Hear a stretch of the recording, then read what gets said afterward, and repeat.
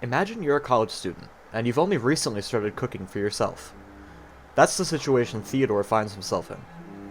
As a sophomore who just moved into his first apartment, the time has come for him to start preparing his own meals. So, picture this. It's Friday afternoon and Theodore's hungry. He doesn't have any plans and wants to get more comfortable with being self-sufficient. Also, he's hungry. With this, the only logical conclusion is to cook a meal for himself. So, it's decided. Theodore is going to go to the grocery store and pick up some basic ingredients to make a nice dinner for himself. He thinks it will help him become more independent, and the meal he cooks will probably be a lot tastier, cheaper, and healthier than the frozen food he's been eating the past couple of days. He picks a nearby grocery store to walk to.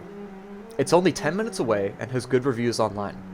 Since he's from out of town, it's a chain he's not familiar with, but he's confident that he can find what he needs. As he walks in, he's surprised by the sheer number of options the store has.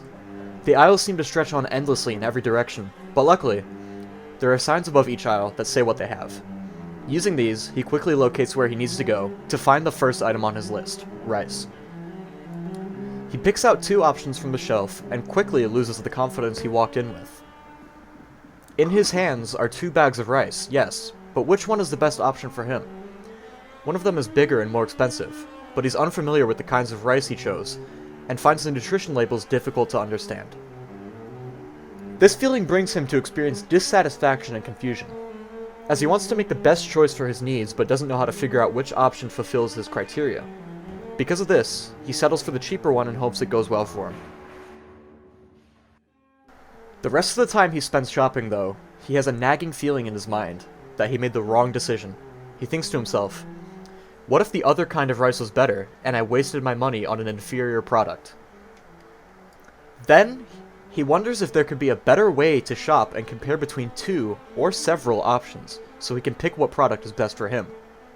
Now, let's imagine this scenario played out a bit differently.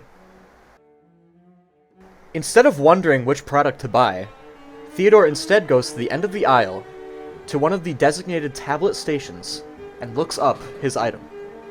In this case, he looks up rice. He presses search and is presented with several different options matching his search criteria. And, upon selecting one of these options, he is shown much more detail about this item. For example, average user rating, what % of users recommend the product, a description of the product, nutritional facts and price per unit, and a list of other similar products that other users have bought. With this new information, Theodore is able to make a decision that makes him satisfied. So, he buys the product he chose, goes home, makes his meal, and he's happy. Thank you for listening to this presentation. I hope you enjoyed and learned something new about our product.